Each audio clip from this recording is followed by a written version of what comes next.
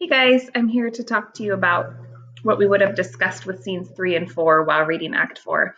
As a reminder, we would have read all 4 of these in one day and watched all 4 in one day. So Shakespeare is really speeding up the plot here. These scenes are just a couple pages in your textbook, and we're bouncing around to different areas and different people. So in scene 3, we're back with the king, who's frustrated that he can't figure out where Hamlet has hidden Polonius's body. But he starts out by giving us some really important information on his thoughts. Now, I want you guys to remember that Hamlet is a murderer. Okay, he killed Polonius. He is no longer innocent. And the strong law means that Claudius now has the right to execute Hamlet. He could kill him, it could be over with, and the threat could be gone. But he tells us right off the bat why he doesn't do that. So he says, Hamlet is dangerous, how dangerous it is that he goes loose. He says, though, yet we must not put the strong law on him. He's loved of the distracted multitude, who like not in their judgment but their eyes. And where 'tis so, the offender's scourge is weighed, but never the offense. So we in class have compared Hamlet to Prince William and Prince Harry of England because that's the princes that we know. We see them. And we know we've talked about how much the people adore them, right? And the same is with Hamlet. And so the king recognizes that if he were to execute Hamlet, that the people would be very frustrated, angry. They would maybe revolt against him, and that they would judge him for what he did in executing Hamlet versus judging what Hamlet did in killing Polonius. So he knows he can't do that because the people will turn against him. So he says, whatever I do, I need to make it look like it was really carefully thought out. And then in come Rosencrantz and Guildenstern saying, we just can't figure out where Hamlet's hidden that body. The king says, well, bring him to me. And the king says directly to Hamlet, where is Polonius? Where'd you put this body? And Hamlet says, he's at supper. So Hamlet basically says he's at dinner. And the king's like, what are you talking about? And Hamlet here says, not where he eats, but where he is eaten. And he talks about these worms eating the body of Polonius. And here Hamlet's kind of taking a shift. And we're going to see this a few times throughout the rest of the play.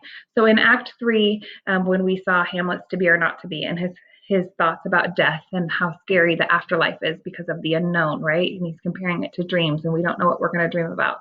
Hamlet's made the shift to where his fascination with death is about what happens to the physical body. So we're not talking about the soul anymore. We're talking about the physical body.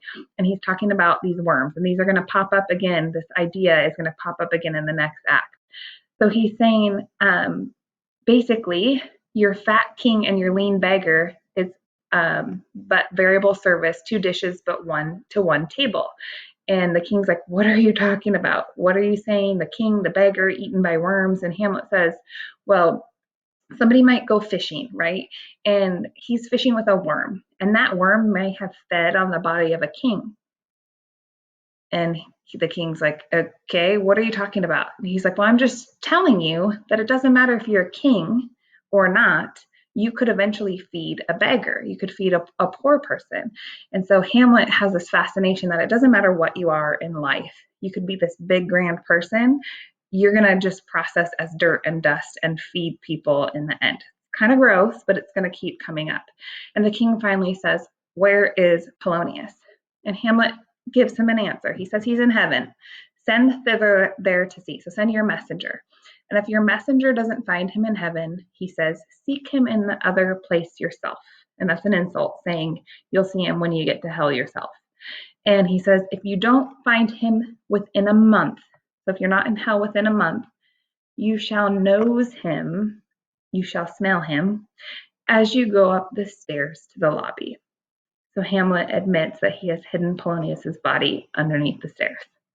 And if he wouldn't have told him that, they would have started smelling it very soon. And so Claudius sends everybody to go find the body. Okay, and there he is with Hamlet, and he says, okay, we're going to send you away quickly. We're going to, for your protection, we're going to send you off on that trip to England. And Hamlet's like, yep, got it. Okay. And he says, bye, mom. And he kind of insults Claudius by calling him his mother, saying they're one and the same. But the important part there is that Hamlet is quickly leaving for England. Now, if we remember, the king told everybody, the seas will calm his soul. He'll come back happy. It'll give everybody a chance to just calm down, and then we'll bring Hamlet back safely. But when Hamlet leaves, we finally get Claudius's plan.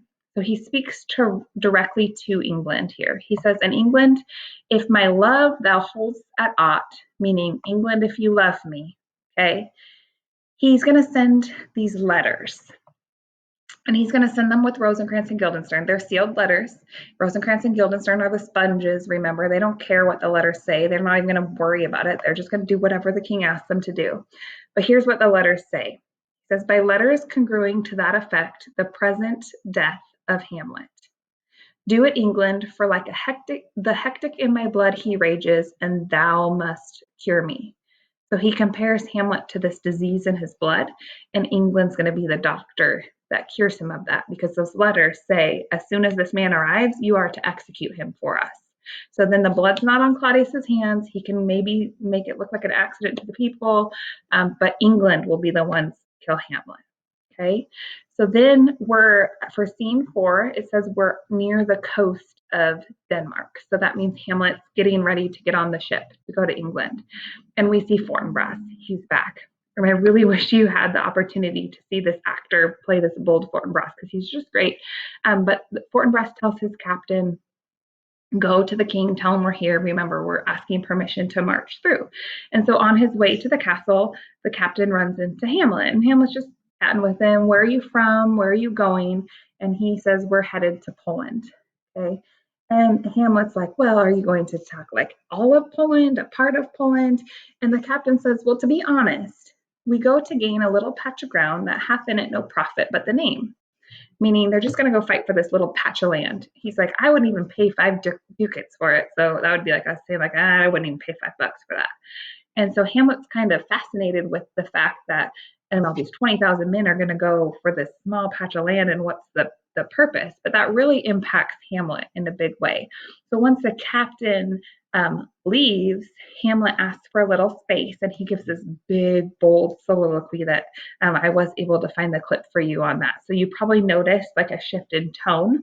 And he says, he starts off by saying, how all occasions do inform against me and spur my dull revenge. So that means that he feels like everything in his life is starting to remind him that he hasn't taken revenge. And so by seeing these men go to fight, that spurs something in him. So towards the end of the soliloquy, he talks about how he has a father killed, a mother stained, excitements of my reason and my blood. So he has a real reason for revenge. And we've heard him say that before. And he says, and here I see the imminent death of 20,000 men that for a fantasy and a trick of fame go to their graves like beds, fight for a plot whereon the numbers cannot try the cause, which is not tomb enough and continent to hide the slain. So these men are going to fight for this patch of land that's not even big enough to bury all their bodies. So he makes this proclamation, and he stands there and he says, from this time forward, from this moment forward, my thoughts are going to be all focused on revenge. And if my thoughts are not full of blood and that revenge, then my thoughts are worthless. So he is ready, finally, to get his revenge on Claudius. The problem, though, is that Hamlet is literally boarding that ship to England. So Hamlet's going to be at sea on his way to, we know, getting executed, but he's now finally ready to get his revenge. So we're going to come back next week and read scenes 5, 6, and 7. Okay, please hop on the Zoom this week if you have any problems with this act, and I'll answer the questions for you. Otherwise, you can email me too. Okay, I'll talk to you later.